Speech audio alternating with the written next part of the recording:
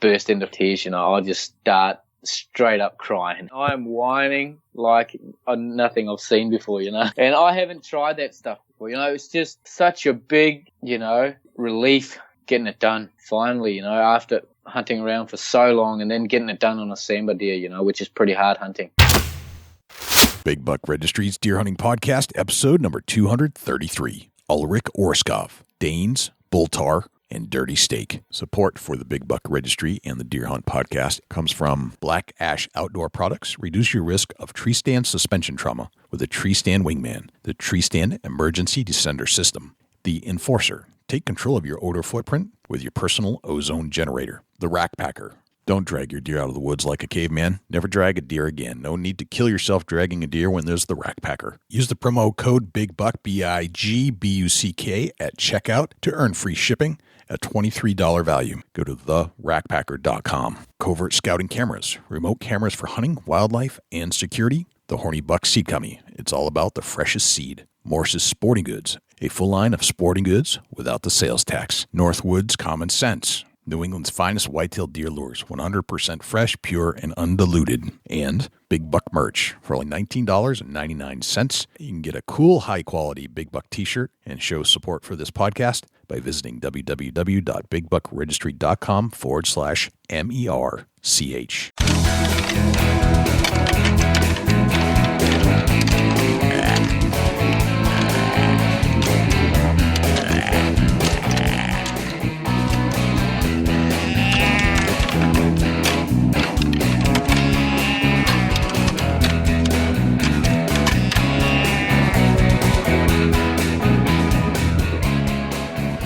Big Buck Registry is a virtual museum of hunting stories. We preserve a piece of Americana by interviewing and recording hunters about their hunts and experiences from across the country.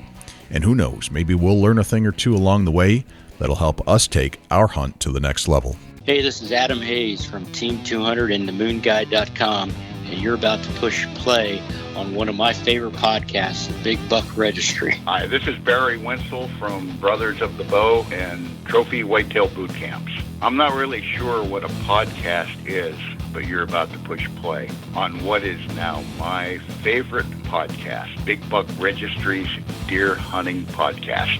Hi, this is Ben Rising with Whitetail Edge. Sit tight because you're about to listen to the best podcast that you possibly can listen to, the Big Buck Registry Deer Hunting Podcast. Hello, ladies and gentlemen, and fellow predators. My name is Jay, and thank you for tuning in to the Big Buck Registry's Deer Hunting Podcast. For Dusty Phillips and Jim Keller and the entire staff here at the Big Buck Registry, welcome to this week's show. There are a couple things I'd like you to do for us if you could. If you would, please check us out on iTunes, subscribe, and leave us a review. With your help, we're going to try and push this show up the iTunes charts. I know we have a lot of listeners out there, and I need you to take some action. I need you to leave a review and subscribe to the show. If you do subscribe, that'll give you access and notification each and every week that a new show is released. You can also access this show in its entirety on YouTube, Stitcher, TuneIn Radio, iHeartRadio, and Google Play. It's all right there for you to access on demand at your fingertips. Regarding the harness program, we have an ample supply of harnesses to give away from our volunteer donors. If you're in need of a full-body harness, please send an email to jay@bigbuckregistry.com. Hunting outside of the United States summons the need for a new set of hunting styles and strategies, much like we see when we are looking at East versus West hunting within the U.S. Ulrik Orskov is as passionate a big game hunter within his home country of Denmark as most of us are for whitetail or muleys. At home, Ulrik hunts the familiar European deer like fallow, roe, and red, but often ventures to the rugged mountains of New Zealand in search of Bull Tahr and Sambar. We break down Ulrik's strategies and styles of bow hunting in each country and learn why a walking stick while hunting the mountains of New Zealand is worth its weight in gold. We'll turn to our full interview with Ulrik Orskov in just one moment, but before we do, let's turn to Jim Keller with the Deer News. For the Big Buck Registry, this is Jim Keller with the Deer News. Our first story this week, preliminary Vermont deer hunting numbers released. This story is from the WCAX CBS Channel 3 website. Vermont wildlife officials say preliminary numbers indicate hunters had a successful deer season. Officials say a total of 15,949 deer were harvested during the 2017 seasons, the third highest since 2002. That breaks down into 3,585 for archery season, 1,461 in youth season, 7,272 in rifle season, and 3,631 in muzzleloader season. They say the legal buck harvest was 8% more than the previous 3-year average. The higher harvest, officials say, was due to the mild winters of 2016 and 2017, which allowed more deer to survive. The 2017 final numbers are set to be released in early February. Test results show no CWD in wild deer. This story is from the Message Media website. No chronic wasting disease was detected in more than 11,000 precautionary samples from deer that hunters harvested this fall in north central, central, and southeastern Minnesota, according to the Minnesota Department of Natural Resources. In all, 7,813 deer were tested in the north central area, 2,529 in the central area, and 1,149 in the southeastern area outside Deer Permit Area 603, the CWD management zone. Researchers still are submitting samples from cooperating taxidermists, so final results will be updated online at mndnr.gov/CWD check as they become available. Given no deer with CWD were found in north central and central Minnesota, the DNR will narrow surveillance next fall to areas closer to the farms where the CWD was detected. A fourth precautionary surveillance area will be added in fall 2018 in Winona County because CWD recently was detected in captive deer there. Minnesota's CWD response plan calls for testing of wild deer after the disease is detected in either domestic or wild deer. All results from 3 consecutive years of testing must report CWD is not detected before DNR stops looking for the disease. 3 years of testing are necessary because CWD incubates in deer slowly. They can be exposed for as long as 18 months before laboratory tests of lymph node samples can detect the disease. Proactive surveillance and precautionary testing for CWD is a proven strategy that allows the DNR to manage the disease by finding it early and reacting quickly and aggressively to control it. Precautionary testing is necessary to detect the disease early. Without early detection, there's nothing to stop CWD from becoming established at a relatively high prevalence and across a large geographic area. At that point, there is no known way to control the disease. Complete information about CWD and DNR efforts to keep Minnesota deer healthy is available on the DNR website at mndnr.gov/CWD. Archery buck proves to be Pennsylvania state record. This story is from the OutdoorNews.com website. The Pennsylvania Game Commission announced in a news release Thursday, January 4th, that a trophy whitetail rack shattered the previous state record in the typical archery category. Ron Shaulis of West Newton, Pennsylvania, harvested the trophy buck on October 24th with a compound bow on public land in Westmoreland County. The rack had a net score of 185 4/8, which surpasses the previous record of 178 2/8 from a buck harvested in Allegheny County in 2004. The 13-point rack was very symmetrical and lost only 7 7/8 inches in side-to-side deductions, which included an 1.5-inch abnormal point off the right side G2 point, said Bob D'Angelo, Game Commission Big Game Scoring Program Coordinator. That's not much in deductions on a set of antlers this size. The rack had 25 and 26-inch main beams, more than 11-inch G2 and G3 points, a more than 20-inch inside spread, and 4.5-inch or better circumferences at the 4 locations where circumference measurements are taken on the main beams. Last year, a buck taken in Clearfield County had scored 226 6/8, which was a new number 1 in the non-typical archer category. FBI awards Winchester with a new ammunition contract. This story is from the OutdoorHub.com website. The Federal Bureau of Investigation has completed an extensive evaluation process, and Winchester has been chosen as its primary source for .40 caliber Smith & Wesson pistol ammunition. This includes a bonded jacketed hollow point service cartridge as well as full metal jacket and frangible training loads. Winchester has been supplying the FBI with service and training ammunition for many years and is honored to be awarded the most recent contract and continue to support our nation's premier law enforcement agency. The 180-grain bonded jacketed hollow point cartridge was selected by the FBI, is designed with patented technology that utilizes a reverse jacketed bonded bullet that can penetrate a wide variety of intermediate barriers while still maintaining very consistent target penetration and reliable expansion. The nickel-plated cartridge prevents corrosion and ensures smooth feeding and extraction. Flash-suppressed powder is used in the cartridge to maintain an agent's night vision and meet the FBI's stringent darkened range evaluation. The FBI uses one of the most rigorous ammunition tests ever developed, and we are very proud that Winchester was identified as having the best product performance, said Matt Campbell, Vice President of Marketing and Sales for Winchester. That concludes this week's edition of the Big Buck Registry's Deer News. For links to the stories featured this week, please check our show notes at www.bigbuckregistry.com. If you have any ideas for future topics or have any questions about any of these topics, please email me at jim@bigbuckregistry.com. For the Big Buck Registry, this is Jim Keller for the Deer News. Well, thanks to Jim Keller for the Deer News. Without further ado, here is Ulrik Orskov. Ulrik Orskov, welcome to the Big Buck Registry's Deer Hunting Podcast. How are you, my friend? Thanks, Jay. I'm feeling good. I've been looking through your podcast, and it seems like you've got a freaking load of whitetail deer stuff on there, and I don't know anything about whitetail hunting. Good. I'm glad you don't know anything about it, because I don't want to talk about whitetail anymore. Righto. Well, it should be easy. I take that back. I do want to talk about whitetail, but not on this show with you today. Okay, yeah.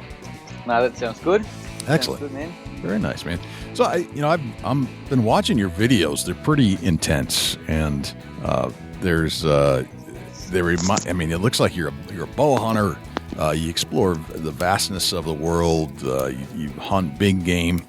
You've had some pretty close encounters with some boar, and you're into this thing. And we love passionate deer hunters and hunters in general, especially the guys and gals that are going out there and they're hunting big game with primitive bows and getting it done and hunting vast terrain. We find that absolutely fascinating. You're one of those guys. So I'd like to explore you and your life and try to figure out how you put all this together and find out what makes you tick. Yeah, well, it's a thing that's been growing on me, so it didn't start off that way. Okay, let's go way back then. When was your first recollection of any of this stuff kind of popping into your head? Well, I've been chasing, small animals since I was a kid, Okay. And but I mean, the first real thing, because I was hunting around with the bows like everyone else is doing, when they're kids. Yeah. Well, like a lot of people do, anyways. And I remember I was 10 years old and I was out on this. It's not that my dad does it a lot, but he was taking me out and my brother out actually on sort of a survival trip thing. And we're out on this lake canoeing in, and we're sleeping in the tent and that. And then there was these tame ducks down by the riverside.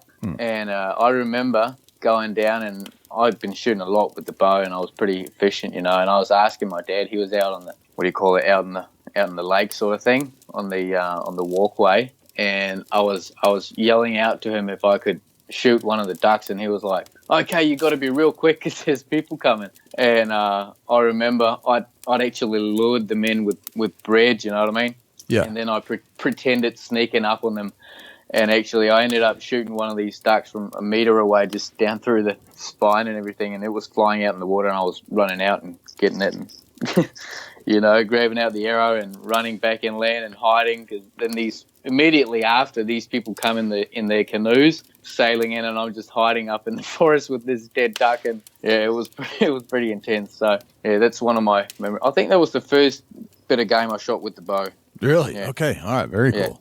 But I've been shooting mice and all sorts of other stuff. But then I sort of moved away from shooting with the bow when I turned 16. Okay.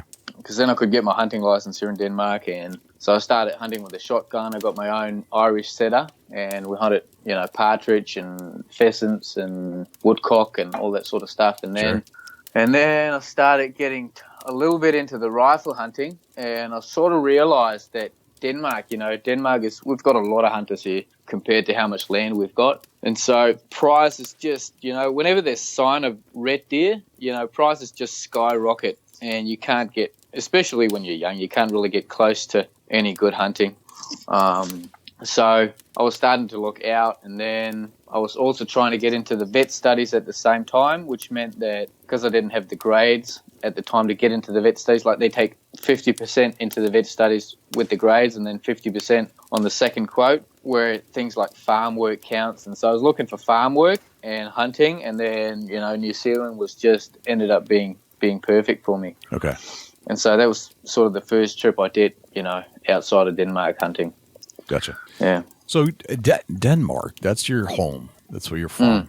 And is there a rich hunting heritage in Denmark? We don't hear much about Denmark in the States, and it sounds like there's with as many hunters as you just described, sounds like there's a rich culture there. Can you tell me about that? Yeah, I think there's there's a better culture in Denmark, but it's not as old as, say, the English. Okay. I think we've got a lot of hunting culture from Germany and maybe Britain as well. I'd say mostly Germany, but I'm not really that much into my hunting culture, really. So I don't know how long it goes back, whatever. Gotcha. Okay. Yeah. Well, I mean, like any place else, we've been hunting for thousands of years, but sure.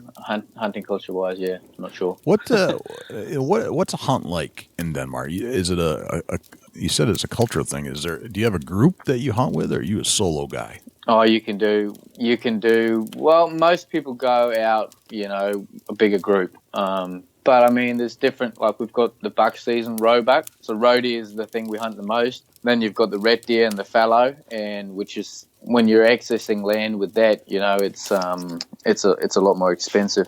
But most of the land is private, and yeah, if you don't know any people, there's just a lot of hunters and not a lot of land.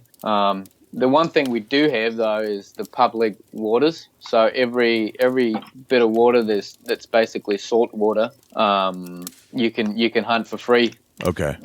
Yeah. So that's an awesome. So that's our sort of public land. That's the water. So you hunt waterfowl. You hunt waterfowl for free on the water. Yeah. Which is awesome. All right. So, so I've done that a lot as well. So you get waterfowl for free, but if you want to go hunt the big game, yeah, you have to hunt private land. Yeah. It's expensive. Yeah. And so but the game itself, the big game itself, the roebuck, the red deer, the fallow, that sounds very much like the European deer that you're going to find pretty much scattered across all of Europe. Yeah.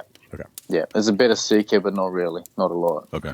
And then we started to get a bit of wild boar up in Denmark as well from Germany, but they've got the hunting season is all year round because they're afraid, because we produce that many pigs in Denmark that if they take any airborne diseases or whatever, bring them up into Denmark, it could be devastating to the pig farming. Okay, all right. Yeah. So living in Denmark, do you get to engage in some of the big game hunting there? Recently, only for because in Denmark with the bows, you can only hunt up until the roe deer. So you can hunt roe deer, you can't hunt fallow with a bow, and that just means it's hard going.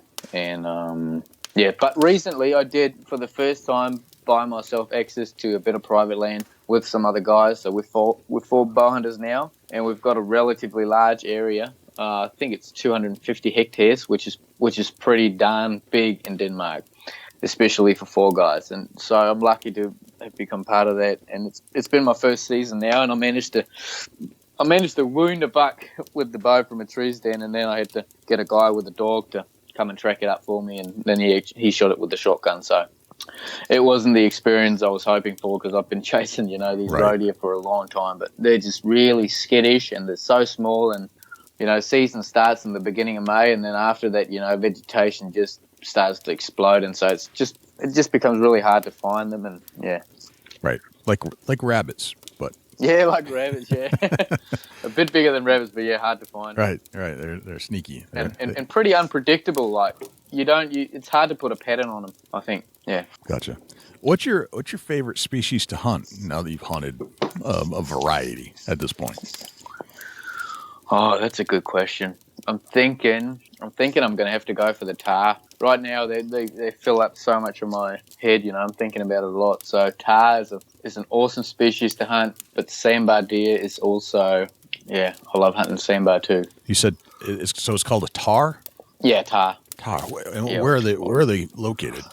So they're in the southern island of New Zealand. Okay. And been brought into New Zealand from the Himalayas back in the beginning of the 1900s, and they were brought in as a present. I think they brought over, put eight tahr on a ship, and then they sent them as a present, and then I think 3 of them died, and so they ended up with releasing 5 tahr, and now they're just spread to the thousands. I wouldn't even dare to guess how many there are, but there's so many now that the government, they're going to have to, they're culling them from the helicopters year round. So they're flying around killing these things, because what they do is the tahr don't really, in the big mobs, they don't really move off from a mountainside until they sort of graze down all of the tussock, and that means the tussock dies, and then when the rain comes, it sort of erodes the mountain. Yep. And so that's the number one reason I think that they're culling them, is because of erosion of the mountains. Right, because they're causing erosion.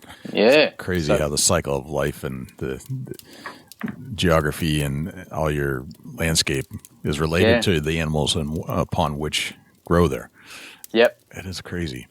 It is a bit crazy. So Sambar and Tahr, those are your two favorites. Yeah, probably at the moment. But it's hard. I mean, it's hard to sort of pick them out. But yeah, no, they're good animals to hunt for sure. So interesting. Denmark home is home. And New Zealand sounds like almost like a second home to you. Yeah. And yeah, it's becoming that, yeah. becoming that way.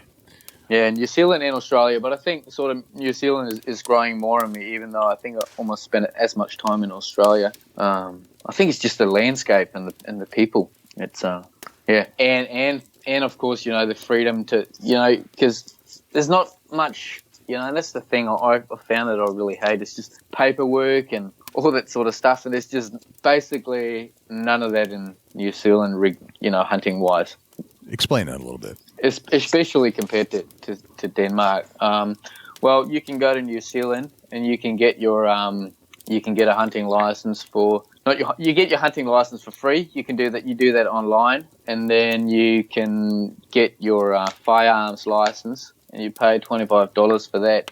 You do need to know someone that lives in the country, and they need to have a firearms permit as well. But you can basically, when you've got that information from someone there, you can basically go in and buy a rifle and then go hunting for free on the public lands. Wow. Year round, no bag limit. Yeah. So there's not as much red tape as you would have to go through in Denmark for sure. Yeah. How does that compare to the States as far as you have the paperwork that you have to process in order to hunt here? Yeah, I did. I went to Oregon, and that actually wasn't bad. It was. I mean, it varies from state to state, obviously, but I was able to go into the office, you know, the same way, and Oregon wasn't bad, you know. So Oregon was pretty good. I got the tag, but that was still, you know, you tag in for one animal. You buy the tag for a you know, an elk, which is what we were after. Yeah. So I bought that, and that was pretty easy. Yeah. Okay. All right. So New Zealand is kind of like your second stomping grounds. Yeah. Denmark is where you live. It doesn't sound like you engage in a whole lot of hunting there just because it's a bit more difficult to do, except for your private lands. Yeah, I do when I can, because now I'm sort of into it, and so I do both waterfowl now and and chasing roebucks. Okay. And hopefully soon legislation actually we're going to go into a trial where we can hunt fallow and red deer as well with the bow. So that's going to be really exciting. Oh wow! Okay, very nice. Yeah. What does hunting mean to you? Like personally, what's your philosophy? Well, I think that might be a big word. I don't know if I've got a philosophy of hunting. Okay. Maybe if I start to think. Look, hunting. To me, hunting is something that I see. The hunting instinct is something that you're born with. You know, like all of us. You know, hunters that are really into. I think a lot of people are born with. I think it's in the genes. You know, it's in the genes whether you feel like a hunter or not. Whether you feel like you. I mean, because I was running around as a little kid chasing animals, so it's something. It's not something that you choose to do. It's just something that you can't. It's something that I can't help myself from doing. You know what I mean? Right. But also, I mean, people that haven't been exposed, haven't had the environment to grow their hunting instinct. I see a lot of people. I teach hunting license as well in Denmark, and I see a lot of older people, like 30-year-old, 40-year-old, wherever, and they get into the hunting, take the hunting license for the, you know, and then it just explodes on them. Some people just go crazy, you know. Oh, they just experienced it now, or why didn't I see this before, or do you know what I mean? Right. So these people, they have the hunting instinct. They just haven't been exposed to it. And I think a lot more people have the hunting instinct than we realise, you know. So I don't know if that was a hunting philosophy. It is. No, it definitely is. It definitely is a philosophy. So I think it's in all of us, in a lot of us, in different degrees. Okay. So probably not in all of us. Would you say that? I agree. I think it's in a lot of us. I think it's like a natural instinct. But do you think it's a right that people should have? Oh, mate, that's a tough one. I think deep one, right? Yeah, I think it is. I think, like, I'll put it this way: if other people are still allowed to eat, you know, produce meat, definitely. It should be right to go and be able to harvest your own meat. Okay. Yeah. All right. You're seem to be particular to the traditional bows, the recurves. How did you get into the recurve instead of like the compound? Well, I mean, that's at the moment. It's not that well, the way I got into the recurve is, well, I was hunting when I was young, like I said, with a longbow or sort of like a plastic sort of thing. And when I started, the way I got into the bow hunting was actually my friend back in 2012. We hunted New Zealand for the first time. He travelled down there with me, and we were hunting with the rifles mostly, but he brought his bow along, dragged it freaking everywhere, even though it was, massive hassle going through all the bush, Yeah. He dragged it around, and then back at a farm where we were working, he was just shooting the arrows, practicing, and that was actually what ticked me. It had been probably, 8 years since I last shooting a bow, probably, since I last shot a bow. And I remember just seeing him flinging the arrows, and it just caught me, I just realized I need to start shooting again. So you spent some time. I want to talk about the tahr a little bit more. It's your favorite species to hunt, or maybe your favorite species to hunt. Yep. Tell us more about the tahr. How do you go about preparing for a hunt? What's the terrain like? What type of skills and techniques do you need to pay attention to? Oh, that's a lot of stuff. Yeah, it is. I mean, I'm going to try to boil it down. So tahr hunting in general. I mean, tahr, I haven't hunted. First off, I'd start looking at the seasons when you want to hunt the tahr, because in the winter time they'll be up high, and there's going to be. Oh, it actually varies. I haven't hunted them in the winter because of all the snow and because of the weather and because how things just can turn in no time. So I've only gone sort of in the springtime and in the summer, and yeah. So the tahr usually hang high, but in the springtime they'll come lower down to feed, which is probably the time of the year where you'll have the best chance of bow hunting them. Okay. And so that's what I did this time. Is I went for the tahr in the spring, and so a lot of people hunt the tahr by going up into the big rivers with the 4-wheel drives, and then they sit down with their spotting scopes and try to spot out the tahr. Especially if you're a trophy hunter and you want to know if it's a big bull or not. It's pretty hard with the tahr because the small tahr is like a young tahr is like 10 inches, 11 inches, and you get the bigger mature ones is anything above 12 really. So it's only a couple inches that separate them from being young to mature if you're a trophy hunter, if you're after that. And I sort of, with the bow hunting, I've sort of grown out of, I see it as people try to challenge themselves in different ways, People that do a lot of rifle hunting, they want to challenge themselves on finding that big mature one animal, whereas I'm with the recurve, I just can't afford to be picky, if I ever want to kill something, you know what I mean? Right.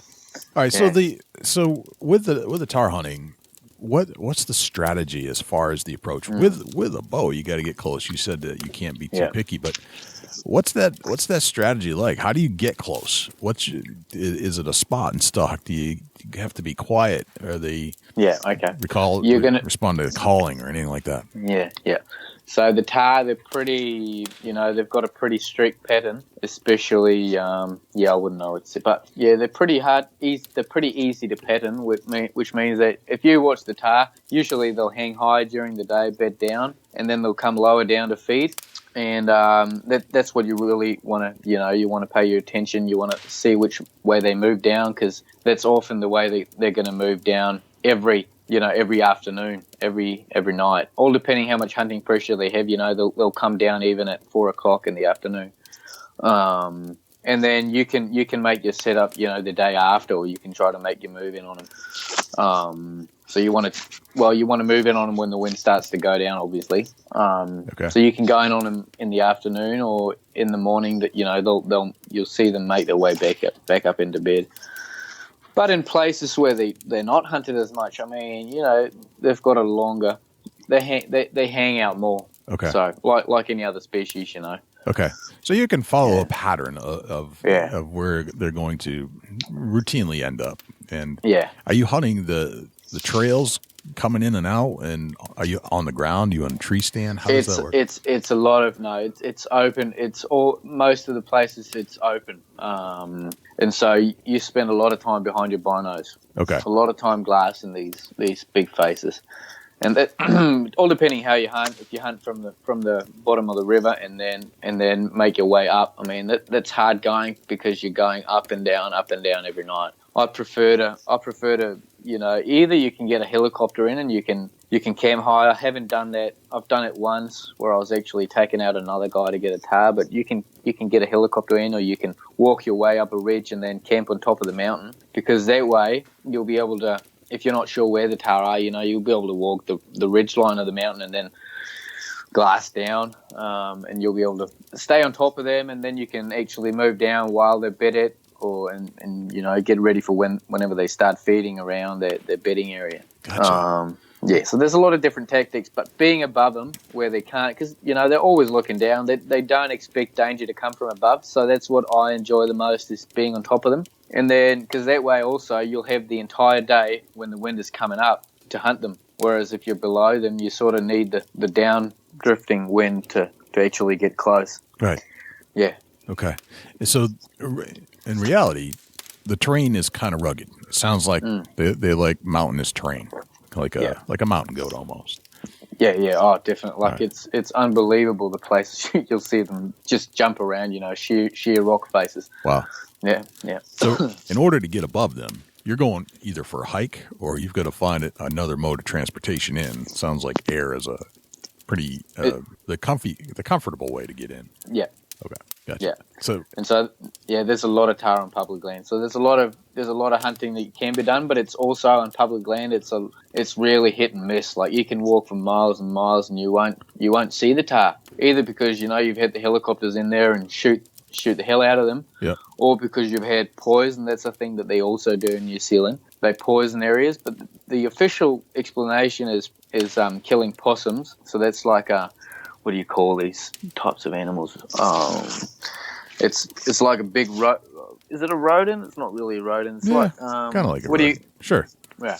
Anyways, I'll go with the rodent. Yeah. So they're trying to kill these possums because they eat the trees, or certain trees, and they spread tuberculosis. I think that's the official reason.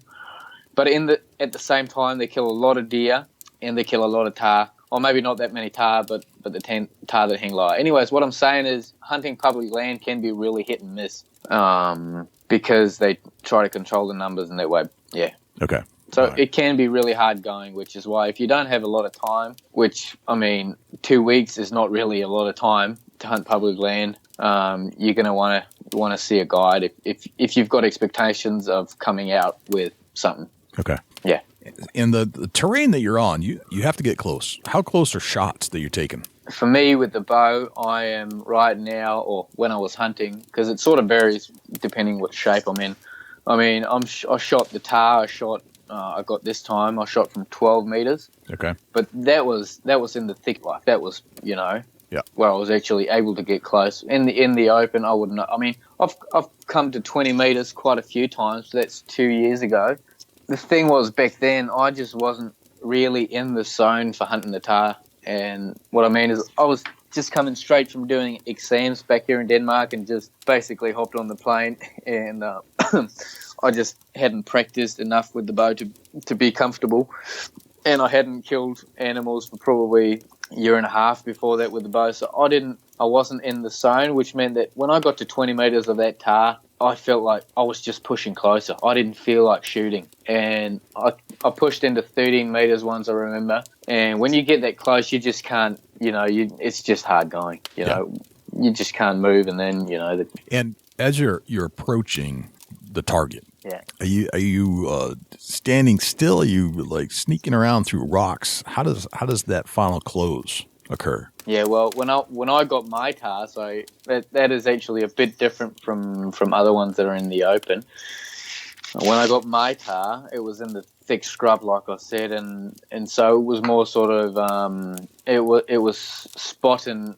It was stalk and spot, not spot and stalk. Do you know what I mean? It was you were sneaking around, and then you seen a tahr, and I was just going so slow that he didn't notice what I was. And I was coming over there was sort of a ledge, like a spur coming down, and I had branches in front of my face, and he had branches in front of his face, and so he really couldn't pick me out. And I was walking with a stick, and I found that to be awesome because you can just go slow. Mm-hmm. And had this, the walking stick wrapped around my wrist, and I was trying to get that off and put that down, and then he started whistling at me, which is what they do when they try to, alarm, sort of an alarm sound. Really? Okay. So it's sort of like a whistle with the sneeze, like, Yeah. So he started to sneeze at me, and I was trying to, turn my way around slowly. Like, it was only my face that he could see. Got an arrow knocked, turned around slowly, and then I sneezed back at him, and then he started coming towards me. And I just he was coming from only 17 meters, and then he started walking towards me. Like, can I start to turn around slowly? And all of a sudden, there's a tub bolting out from below. And that caught his attention, and he runs out to this small ledge, and he just stands there looking down. And there's a small tree behind his face and me, which means that I'm able to sneak up on this ledge and just take a step to the side, and from there I can just he's quartering away, and I'm just putting in this arrow, like, just instinctively and just passing through him. And he just shoots out like a freaking, I've never seen anything like it. Like, he just goes out horizontally, like, I'd say 10 meters. It's just crazy. He just blows out of there, and he's just gone in no time. And I'm like, what the hell just happened? I was doubting myself so much about how that shot was. So okay. And what's the track like when you try to recover the animal? The track. Oh, the tracking. What do you mean? The blood trail. The blood trail. I went down. I took my time. I don't want to push him, especially when if you're in doubt if it was a marginal shot. Got down, arrow was full of blood, and I was like, okay, it's looking a lot better than what I thought. It had lung blood on it. So I was like, maybe I've got one lung, maybe two. I sat down, then I made a small fire, and I waited for a bit more than 2 hours, and then I started tracking it. And I was tracking it, and only small specks of blood, because they've got a lot of big hair on him. Mm-hmm. And so it can take a bit of time before the blood to pour out, and also because it ended up being a higher lung shot, it sort of, it wasn't pouring out. And when I ran out of blood in the end, I was just thinking, okay, and I was running out of light as well. I was just thinking, okay, I'm gonna have to try and do a grid search and just search from wherever I think he's gone, and just almost then I found him immediately. And it's hard to explain what do you call it, relief it was, Right, it was right. Pretty, definitely, right. Yeah, it was pretty intense because, I'd been chasing them for a long time, and Okay. Yeah. So you're on a mountain, sounds like. You're in the thick stuff. How far from base camp are you? How far? Well, there's a lot of vertical meters in between because I'm camped high. Sure. How far? I'd rather say in time of walking, which is probably around 2 hours, 2.5. Okay. But it all sort of varies, All right. So you really are relying on a campsite almost to stay overnight. Yeah. Okay. Yeah. You rarely find tahr close to, maybe private land, you'll find them hanging closer to the tracks and all that. But no, public land, you're going to either have to walk or you're going to have to get a helicopter. Gotcha. All right. Yeah. So you're camping out. You're there for the night, and then figure out a way. 2 hours is no joke. So, and that's 2 hours is actually not a lot in New Zealand. Like, it's often it's easy to do 5-6 hours. That's pretty normal to get into some good hunting. Wow. Okay. And it's a lot of uphill and downhill, and which is why the stick, like I said before, it's almost become like when I was hunting that tahr, I was almost like I'd give away my binos to be able to keep my stick, and that's the first time I realised how important that stick was. Right. Yeah. So a stick is really good when you want. I mean, I think the studies say that you can go like 20% further, sort of thing, and you really feel it with a stick. And you really feel it when you're sneaking as well. When you're doing the sort of hunting, the stalk and where you're stalking, and then you can spot them anytime. A stick is really an awesome tool because you don't you don't have the sort of sudden movements like you had. You know, imagine you're stalking through the woods and you've got a small twig to step over. Yeah. And you've got a long step to take, and that's going to cause you to move fast just to get over the stick. Whereas with you've just got a third leg to put down with the walking stick, and it just means that you can sort of flow through the woods instead of making these jerky movements all the time, which is what I find the deer to be catching. These sudden movements. Yeah. Okay. Interesting perspective. This is a different perspective than we usually see. It's not the standard whitetail hunt. It's a much more rugged, mountainous type situation. Fascinating. So that's mostly your New Zealand hunt. It sounds like this is a New Zealand kind of thing. What about the sandbar? Where are you hunting sandbar? Yeah, so they're called Sambar. Mm-hmm. And they're in Australia. They're on New Zealand as well, but they're on the North Island. And I think it's hard.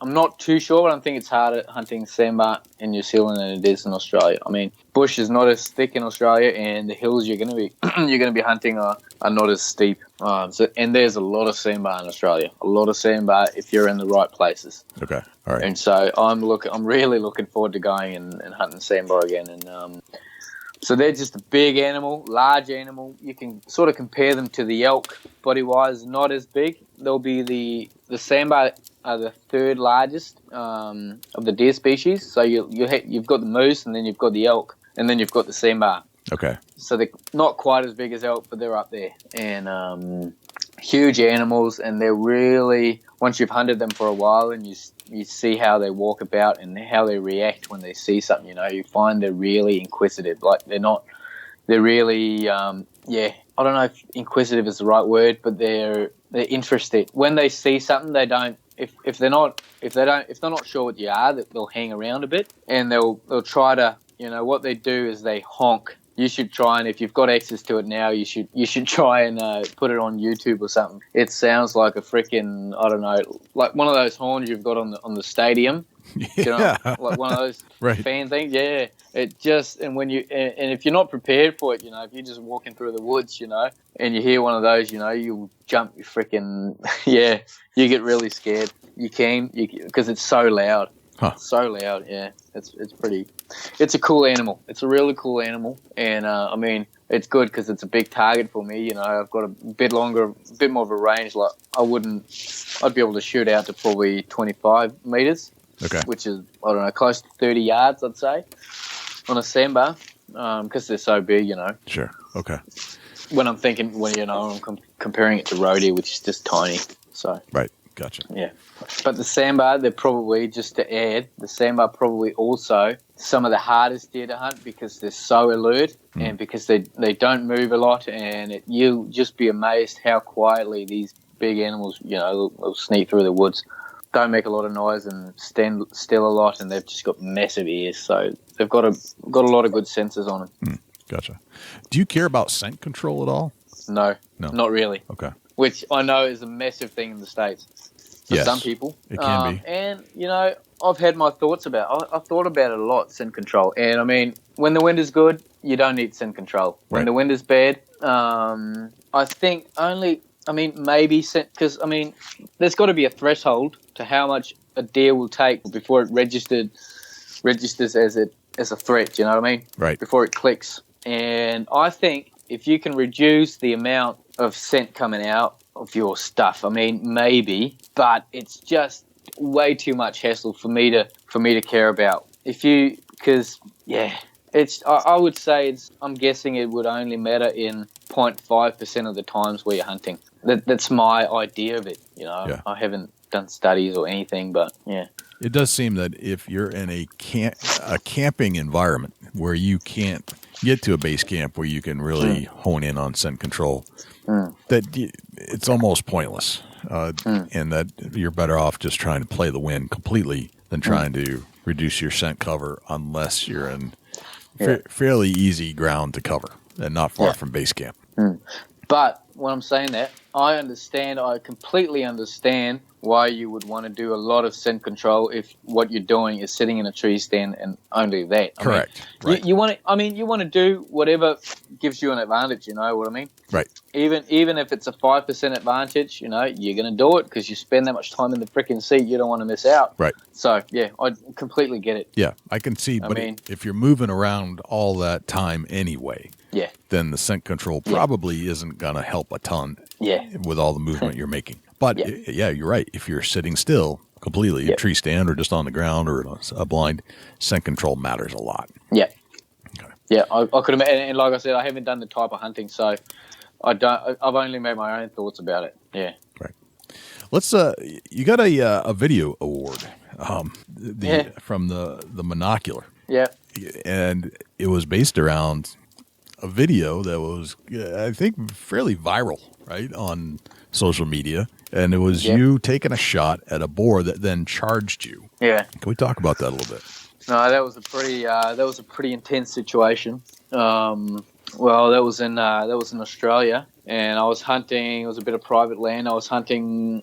I've been hunting there for a few days, and I was hunting with my friend Espen, and but we sort of split up and hunted our separate ways. And all of a sudden, I was actually after fallow bucks at the moment, but then all of a sudden, I just see this black spot lying out in the open. I put up the binos, and I just see these big freaking tusks sticking out of his mouth, and I just realised he's got to be a big fella for me to be able to see it from this distance. So I just quit everything I was doing hunting the deer, and then I just, snuck down. He was sleeping. He was fast asleep, and I think it was 9 o'clock sort of thing. I mean, he was. I don't know if he was. Well, you could only see him from above, so he was probably. I mean, hunting hogs can be different in Australia compared to other states, because if you go into places where they're not used to being hunted, they'll act differently. But they're still, anyways.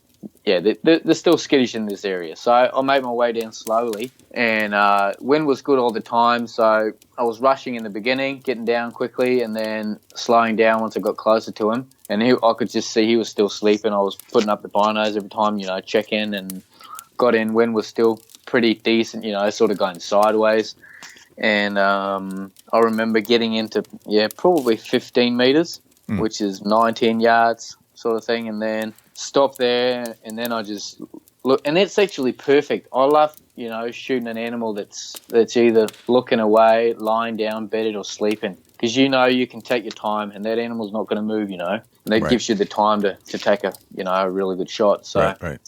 I was just taking my time, looking at the heart, and then that's what happens. I just draw back and shoot sort of just on the routine, really. And then I noticed I hit him straight in the heart, and I'm like relieved. I'm like, yeah, good shot, and then I realized, he gets up, and then he sees me. He sees the movement that I make, bringing the bow down, and I shouldn't have made that movement, because that just made him come for me. I'd woken this boar, and he just wouldn't have it. So he let me have it, and he just came charging at me full on. And I remember, the thing that struck me first, or the thing that I knew first, was I hit him so well that I knew that he wasn't going to be able to make it for more than 10 seconds, And so I just knew that I had to keep him away from me for 10 seconds. And that's what I managed to do. So I just timed it and put my foot in his face and landed on my ass and got back up, and he came at me again, and I kicked him again in the face. I think this time I was still standing. Yeah, I was. And then as you watch it in slow motion, you can see how he tries to hook me, Yeah. But then after that, I was backing off a bit and trying to sound big. I don't really sound big when you hear the video. It's more so like, but then he was just out of breath, I could tell. He backed away, and he just succumbed to the shot. And I was able to walk up on him. I had I carry around like a video camera on the hip, and so I put the back camera on instantly on him, and I filmed him as he was dying, and passed out, and that was it. Gotcha. All right. Yeah. So it was pretty intense. That's the story behind the video. Gotcha. Yeah. Now you're when you're out in the field hunting, let's say the tahr, right? Your gear setup starts with your recurve bow, and we understand that part. What other gear are you traveling with aside from your bow and your walking stick? Is there anything? What's your clothing setup, and is there anything else that you bring with you? Okay, so usually, I pack down a big pack with everything, which means tent, sleeping bag, all that sort of stuff. Okay. GPS, big camera. Sometimes I even started carrying around a drone because I've got so much. Okay. I've got so much lightweight gear now. I mean, sleeping bag and all that. When you've got the lightest weight gear you can on your essentials, you can start bringing more food or whatever. Right. Anyways, so I bring in a big pack of everything, and then I usually, I set up camp, and then from there I day hunt, and so I just bring a smaller pack, and that includes, like, I've got which is something you really need in New Zealand. Like an EPIRB. It's like, do you know what an EPIRB is? Like a locator beacon. Locator beacon. Yeah. Yep. So I carry that. Yeah, it's carry common. Knife, EPIRBs are common in oceanic boats and things like that. Yeah. Okay. Yeah. So I carry that, carry the knife, and carry food for the day. Carry like a rain jacket, of course. I don't really carry rain pants because it doesn't matter too much. And then I carry the camera and the walking stick, binoculars, of course. And that's my clothing setup. I run around in Sitka gear. I'm using mountain pants. Okay. Working very well, rugged, and you don't really feel there's no restriction in the movement. So I like that. And then and what I like a lot is the merino base layer. Yeah. I'm using that a lot. So merino is definitely something I bring all the time. Merino, that, and then a buff as well. You know the buff? Buff. Explain it. Yep, a buff like the one you've neck gaiter. Neck gaiter. Okay. Yeah. You call it a buff. All right. Yeah. So those are probably my most important pieces of clothing is the neck gaiter and the long sleeve merino for the base layer. Okay. And so it's a setup that's working. I mean, there's a lot of other options out there, but yeah, it's been working pretty good. Gotcha. Sometimes I carry a tripod, but not a lot anymore because I started, it can be a bit of a hassle. So yeah. Okay. All right. Very excellent. All right. So let's turn to a memorable deer hunt. I'd asked you in the beginning to think of one. I don't know. Hopefully, we haven't covered it yet. No, I don't. I don't think we have. Well, I've got two to choose between from, and I've got one time where I hunted a Sambar deer, and then there's another time I shot a big rooster stag. But I mean, I think the one that made the most impression on me was definitely the Sambar deer. Okay. Even though it was a hind, it was just a crazy experience, and there's also a video of it. Okay. Online now, so I think it's more relevant to talk about that one. Okay. Well, I come straight from New Zealand, so I came from Denmark. I was doing I was taking a half-year break from the studies, and came straight to New Zealand. Hunted tahr for 2 weeks with the bow. Didn't get one. Got my friend one with the rifle. Got him a chamois as well. Then I had a friend come down from Denmark. My friend David. He came down and we hunted red stags in the raw in New Zealand. We hunted for 3 weeks, and he had a camera guy with him, a photographer that did a lot of filming. And we hunted the red stags for 3 weeks, and we didn't get one. So it was really hard going in New Zealand. Then from New Zealand, I spent 2 months there, and then I went straight to Australia, and I hunted fallow, I think, for probably 2 weeks. And it was just dry, and it was just after the rut, so it was really hard going. And then I was like, fucking, what am I going to do? And it was just getting really tough. And then I was like, I need to get some softer ground to walk on, and I was starting to look south, and I wrote up my mate, what am I going to do, this and that, and he suggested I could hunt Sambar deer down south. And I knew of this guy that's on YouTube as well. His name is Captain Bowman. Captain Bowman. Captain Bowman, mate. You need to go look him up. He's got so much crazy good footage. All right. Anyways, I'd been talking to Captain Bowman, or Carl Brown is his real name. All right. I'd been talking back and forth with him before about hunting, so I wrote him up and I asked him if he knew of any good public land hunting spots for the Sambar. And he asked me if I had a four-wheel drive or a two-wheel drive, and I was only running around in two-wheel drive, and I asked him if I could pay him to drop me off somewhere, and he was like, yeah, just come down and we'll suss it out. And I went down, and we had a good talk, and I actually ended up, he was taking me out on these hunts, and I ended up staying at his place sort of on and off. Like, I was doing my own hunts out of there as well, but I was staying in a camper van at his house, on and off for 6 weeks probably. It was pretty crazy. All right. Yeah. No, we ended up getting along really well. And he was taking me out, like he was running his own thing at his garage, so he could sort of plan out his own work. He's a dude, he's probably 60 years old sort of thing. And he was taking me out and showing me around these different spots on the public land, and we were doing all these day hunts, and we'd probably been going for a week, and I missed a fallow buck just then. Yeah. Anyway, so it was really hard going, and I ended up asking him if he could just, instead of going back and forth every day, if he could drop me off out in the forest. And so he dropped me off with all the actually what we did before was, I wanted to, because I'd been going for that long without killing anything, I wanted to kill something just to get back into the rhythm, like I talked to you about, the thing I had with the tar. Yes. And so we went for a goat hunt, and these were not easy goats. It was a hard goat hunt, but I ended up killing a goat, and we got it on film, and it was just perfect. So I had a bit of meat, and then he dropped me off in the forest after that. And so I had my tent, I had loads of food, and I had a bit of goat meat, and I was just ready to stay out for, I don't know, a week or so.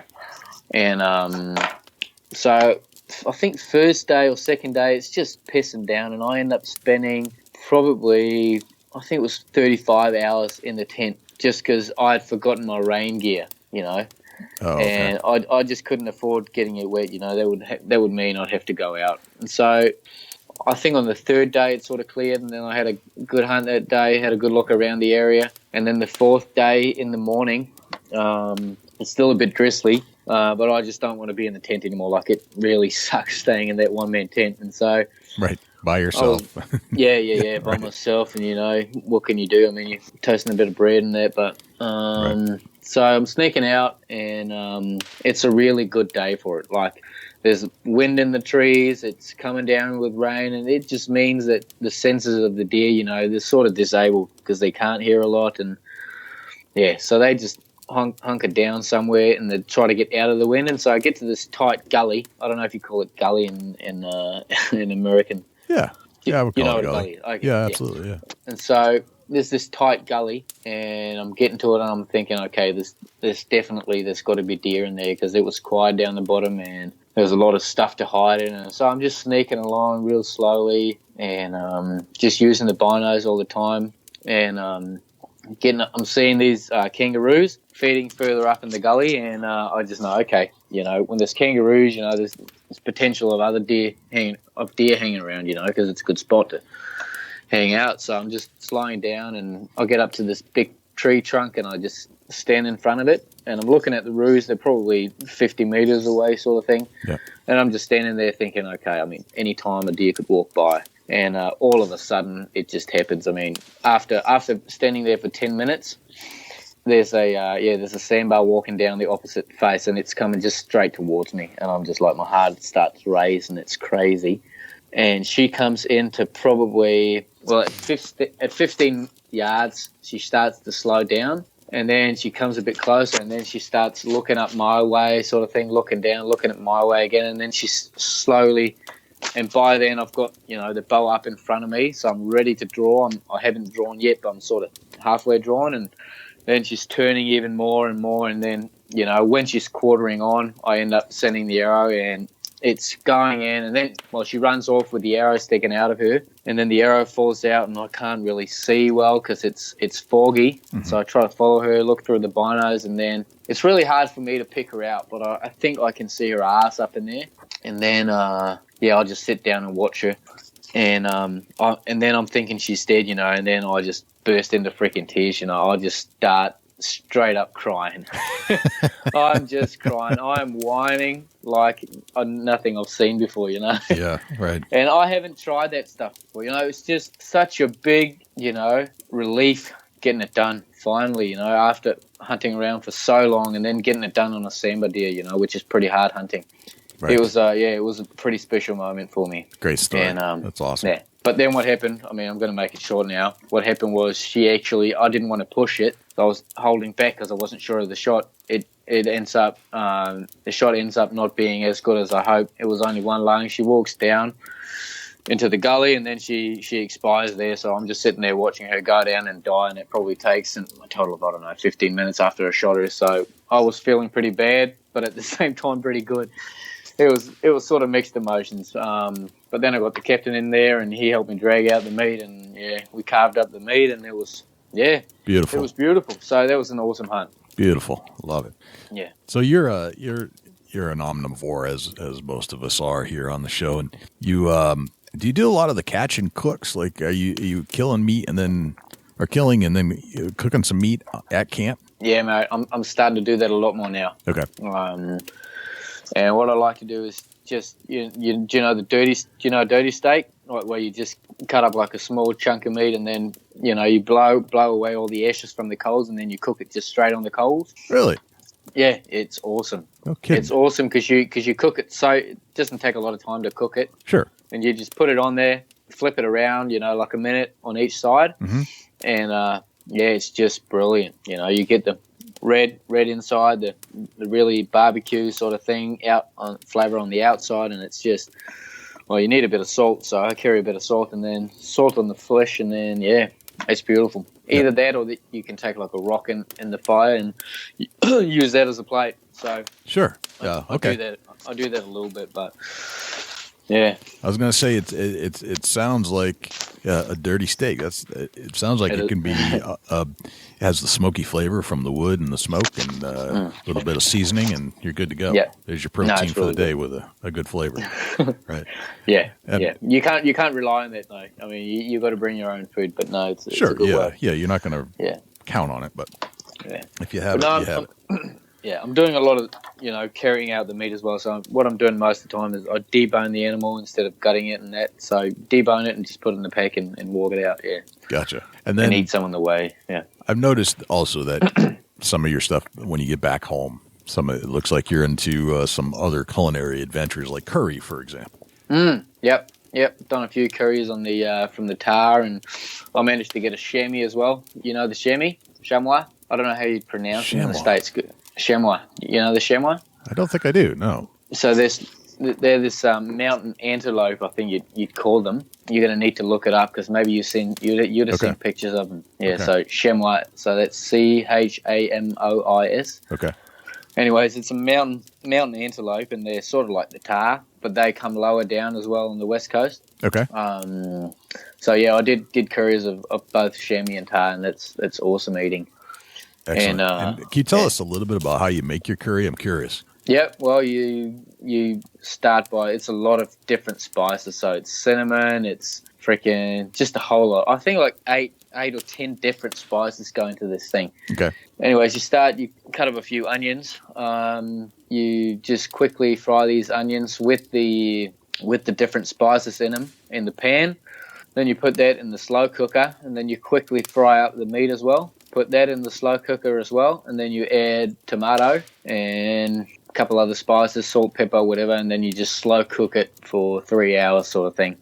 Beautiful. And then, it's just even, because if the meat hasn't, matured yet, you can, you can eat a lot. Meat is good when it's fresh still because it cooks for that long. Right.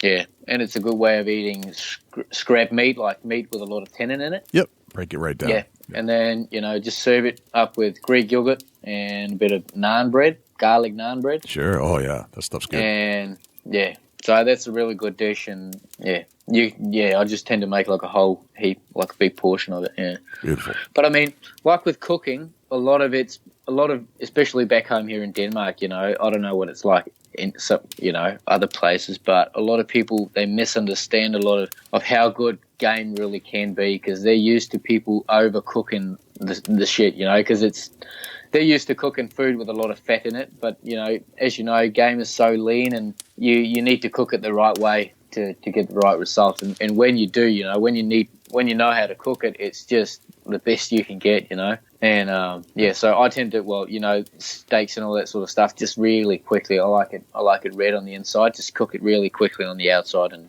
that's how I prefer it, anyways. Gotcha. Yeah. Gotcha. Very good. All right, I've got 10 rapid fire questions for you, Ulrik. Yep. I didn't prep you for these, but just to get to know you a little bit better.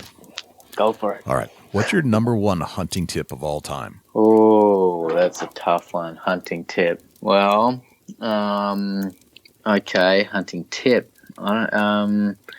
Your mentality is probably like being mentally strong. Well, being mentally strong is bigger than being physically strong or physically fit. So if you're able to keep pushing and keep believing in it, that's probably the number one is belief. And then being mentally strong is probably the best ways to get success. Yeah, spend the time out in the woods. Spend the time in Gotcha. That's probably sucks. I don't know. No. Those are all valid points. Yeah, absolutely. And hunt the wind, which is probably said pretty often. I don't know. Right. Yeah.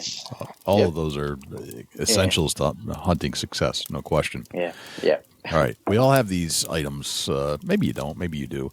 A lot of us do have these little, I don't know, call them good luck charms, call them whatever you want.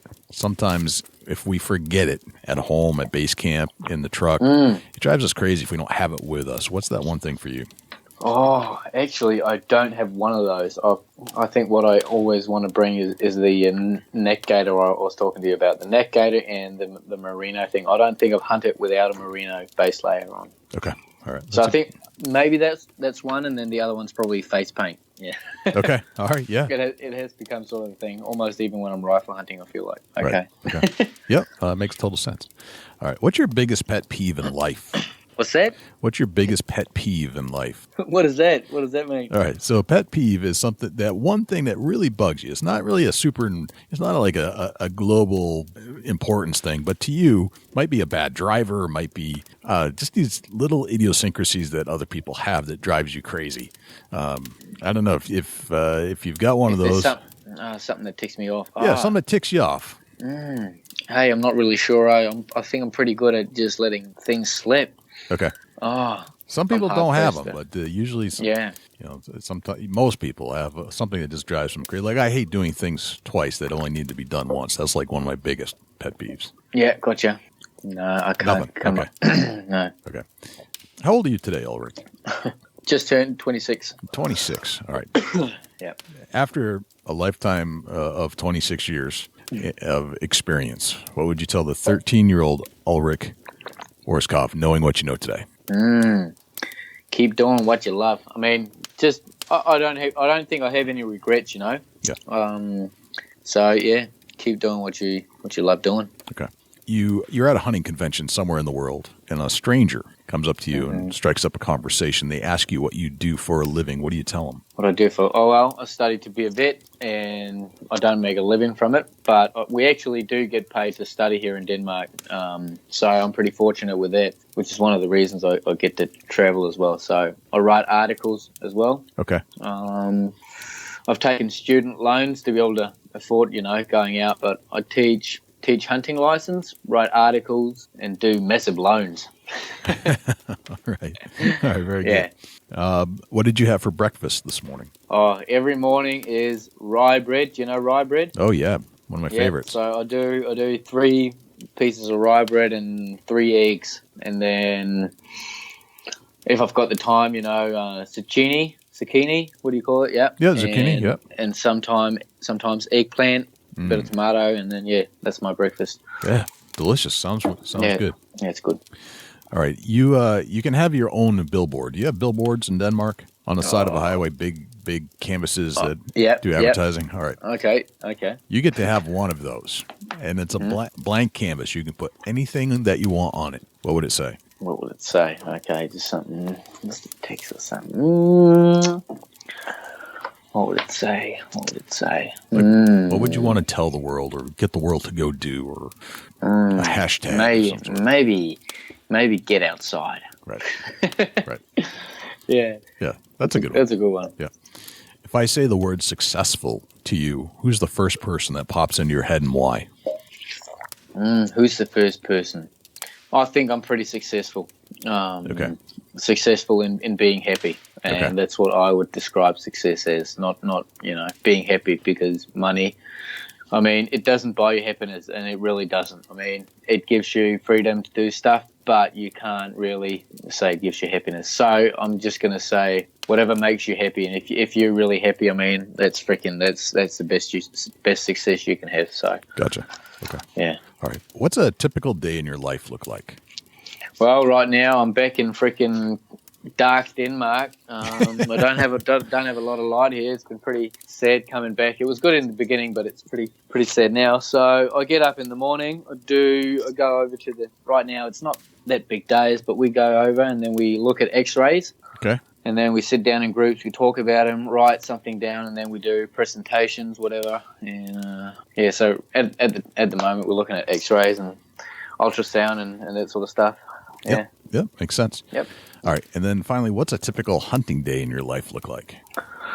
Well, most of the days I've done, they're day hunts. So usually I don't see the camp in daylight. I sort of walk out when it's dark still, and then, you see the sunrise and you stay high, you sit down, and then you start to watch the animals and you start to pick out where you're going to walk and there, because you just don't walk anywhere you want to go. And then, I don't know, sort of midday, I tend to sit down and have my lunch, and then after that I fall asleep. I can't stay awake, and I think it's a good thing, having a break midday to be able to stay fresh. You could keep pushing on, but then what I found is you just don't pay as much attention. You're not as sharp as you are when you take that half hour nap sort of thing. So I tend to hunker down and take a nap and drink a lot of coffee, and then I get going again. And then usually I'm a couple of kilometers away from camp, so I usually walk back in the dark, and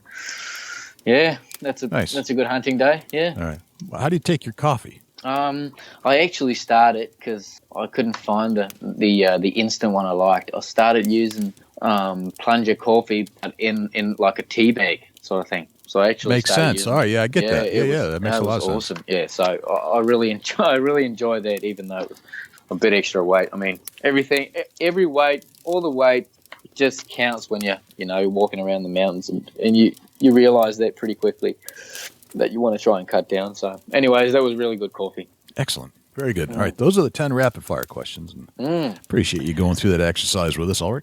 Yeah, no worries. Excellent, man. Well, if we didn't talk about enough stuff here today and we didn't answer somebody's question that's listening to this, how can we find more information about you? How can we connect with you? Good question. Where I'm most active is on Facebook. I've got a hunting page there. Okay. And so it's called Orskov Hunting. Okay. And it's ORSKOV Hunting. So I upload like short bits of me, hunting around, and I try to upload something every other day and keep it going. And so it sort of feels like it's real time. So you can catch me there, or I've got an Instagram, not as active there, but it's also Orskov Hunting. And then I've got my YouTube channel, which is more sort of my edited stuff, which is like the Sambar hunt we talked about. So my YouTube is probably just my name, Ulrik Orskov. Or you'd be able to just go in and say boar charge, arrow through the heart or something. Right. And you should find it. You'll find it. Yeah. Excellent. Ulrik, this has been an honor and a pleasure to have you on the show. It's been awesome being on here, man. Thank you. I've enjoyed listening to your stories, and it's kind of gotten us out of our typical element here that I think a lot of our audience is used to, and it's fun. It's fun to explore abroad vicariously through you. So I appreciate you being very detailed and letting us know what it's like out there. No, it's been good talking about. I want to get to know more about whitetail hunting, because that's something I don't know a lot about. Seems like you're tree stand hunting a lot. Is that it? It depends. Depends on which, like anywhere. The U.S. has a huge variety of topography and landscape, and depending upon where you want to hunt will determine what the best technique and style of hunting is, or even what time of year, based off of what you have for weather and elements. Sure. For example, early season in my neck of the woods, you're probably bow hunting. You're probably going to try to key in on food sources.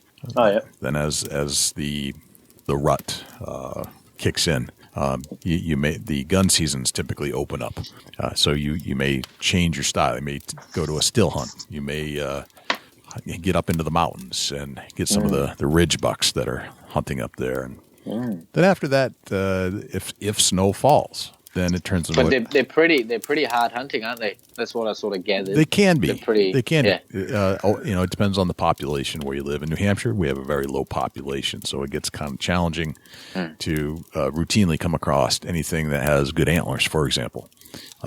But you'll see deer, and then the snow brings this whole new element to the Northeast, especially called tracking, where you identify a large buck track. And you follow it, and you follow it, and you follow it wherever it leads you, because there's really no private land. Well, there is, but it's very rare that you would bump into a piece where you couldn't hunt it. It goes back to some colonial days, beginning of the United States, that New England has this tradition where you can cross anybody's land unless they tell you not to, as opposed to other mentalities where you can't cross. That's pretty good. It is very good. It's very handy. That is pretty good. Yes.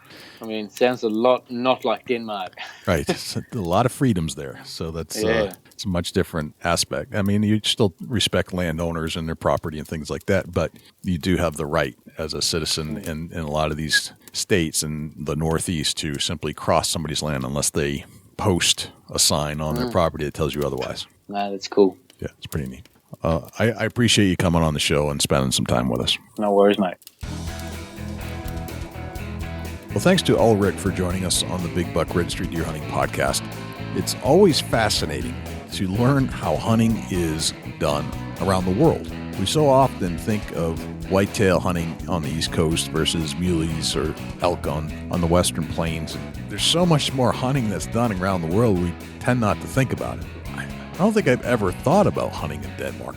From our previous show that we've done with guests from England, we certainly know about the European deer, but forget that there's more hunting to be done in other parts of Europe. And to really break down the similarities and the differences of going all the way to New Zealand to hunt species that we don't have in the United States is just a great exploration of hunters on a global basis. I guess we're all part of a hunting community that spans the globe, and it was fun to bring it home here. And again, thanks to Ulrik for jumping on a Skype line all the way across the pond. Technology is absolutely phenomenal. Dusty, do we have a Chubby Tines tip of the week?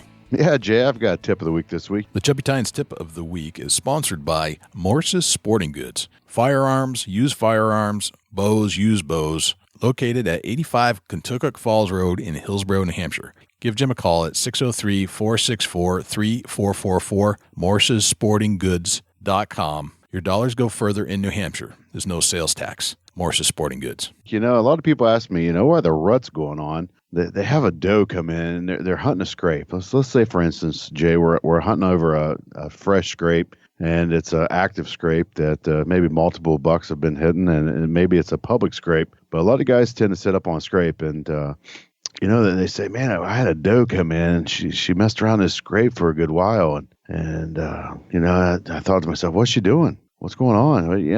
A doe in heat will come into a scrape, and she may linger there. What I mean by that, she's just hanging out, and she's kind of waiting on a buck to show up to get the attention of him, and she may hang out there for a few hours during the day. And a lot of guys will get tired looking at her and maybe shoot her, and that's something that I've noticed over time, that doe in heat will come to a scrape and just linger around. She'll just meal around. She may stay 20, 50 yards, 75 yards, but it seems like you always get a visual on her and hang out by that scrape. And over the years, it just seems like every time I see one do that, I got to kind of laugh and snicker a little bit, because there's a lot of times that when a doe comes in and lingers around a scrape like that, she ends up getting an arrow through her, because it just seems like it's a prime opportunity. But that's always not the best scenario to go ahead and harvest her. Give her a chance and let her keep lingering around there. As long as she stays out of your wind zone so you don't get busted, it could be a good opportunity for you to have that mature buck come in